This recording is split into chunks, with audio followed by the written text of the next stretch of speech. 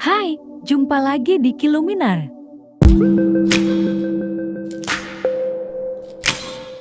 Kita sudah mengenal logo ini selama 17 tahun. Kita tidak akan melihatnya lagi karena sudah diganti dengan logo ini.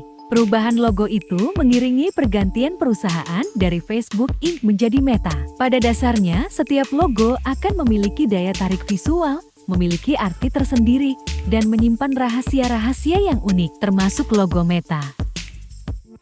Definisi logo.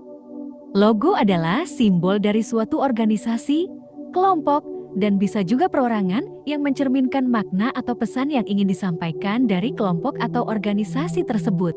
Dengan kata lain, logo adalah simbol. Setiap hari kita melihat logo-logo itu bertebaran di tempat umum, di berbagai platform dan media. Sedikit orang yang benar-benar memahaminya. Tetapi sebenarnya logo adalah bahasa lain selain lisan. Logo adalah bahasa simbolisme, sebuah persepsi sedang ditanamkan pada pikiran kita melalui sebuah simbol. Banyak orang tidak memahaminya, padahal simbol-simbol itu memainkan perannya di dalam pikiran manusia. Bahkan simbol-simbol itu menjadi sugesti pada aktivitas manusia, seperti yang terjadi pada rambu-rambu lalu lintas. Kita tidak akan belok ke kiri ketika melihat rambu ini. Ini adalah contoh betapa kuatnya sebuah simbol.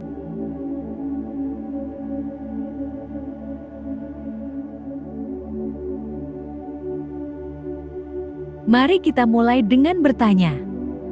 Berapa usiamu saat ini? 30 tahun, 40 tahun, atau 90 tahun? Tahukah kamu, sebuah simbol telah berusia ribuan tahun? Ini adalah simbol tongkat Asklepios. Tongkat Asklepios adalah sebuah simbol dari era Yunani kuno yang telah diakui secara internasional sebagai logo kedokteran. Mereka bahkan tidak mengetahui secara pasti tahun berapa simbol itu mulai digunakan. Yang jelas, simbol ini jauh lebih tua dari umur orang tua kita.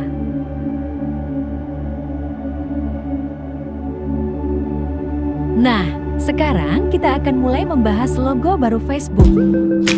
Metaverse. Lihat simbol ini. Ini adalah infinity. Dan ini adalah Meta.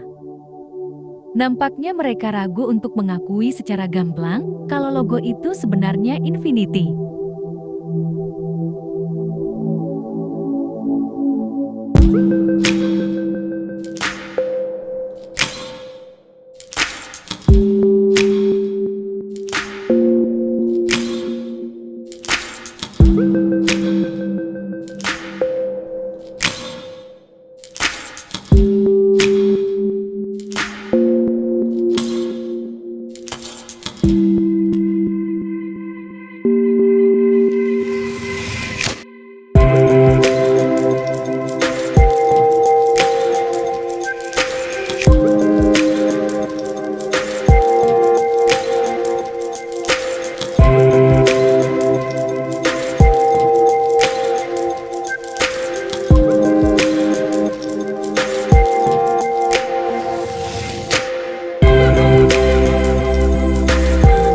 Gambar ular memakan ekornya sendiri, biasa disebut sebagai Ouroboros, muncul selama berabad-abad sebelum formasi resmi Illuminati. Ensiklopedia modern tidak menjelaskan apapun tentang sejarah yang kaya dan magis dari simbol yang dianggap menakjubkan ini. Menurut pengetahuan konvensional, simbol infinity hanyalah simbol matematika yang digunakan dalam semua sains, fisika, bahkan dalam pengkodean HT email.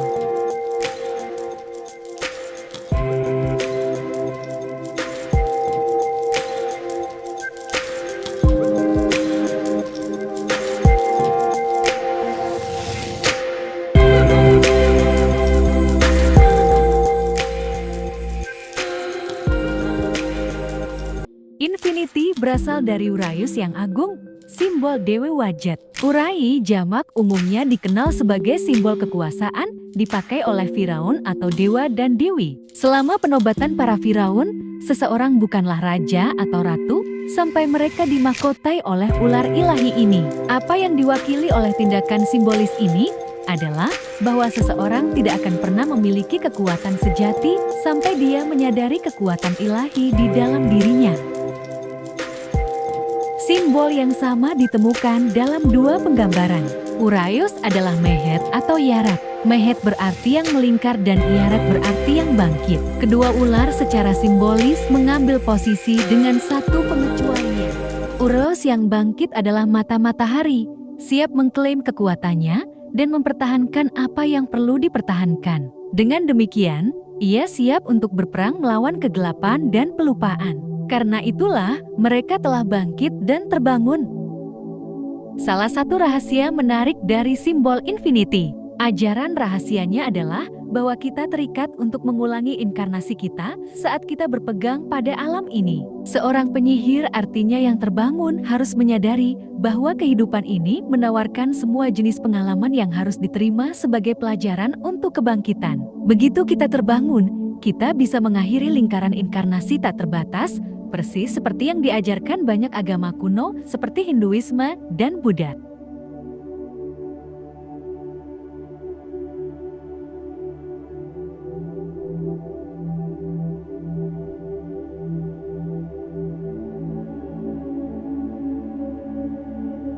Seperti yang telah kita lihat, Ouroboros telah digunakan untuk melambangkan kehidupan abadi dan inkarnasi berikutnya. Lingkaran kehidupan, kelahiran, kematian, kelahiran kembali. Dari semua rahasia simbol infinity, yang satu ini adalah sesuatu yang lebih banyak disepakati oleh para sarjana. Simbol ketidakterbatasan berasal dari huruf omega yang merupakan huruf terakhir dari alfabet asli Yunani. Seperti di dalam ikonografi Kristen, Yesus Kristus secara simbolis digambarkan sebagai Alfa dan Omega.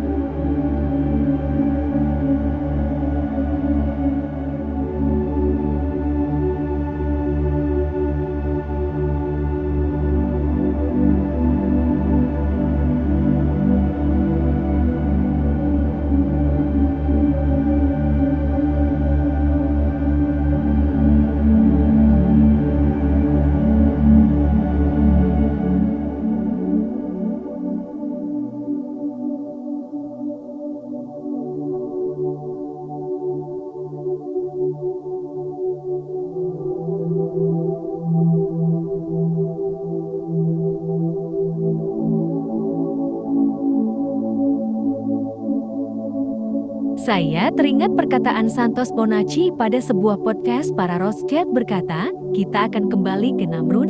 Pada akhirnya, semua yang kita lihat hari ini telah kembali ke masa silam.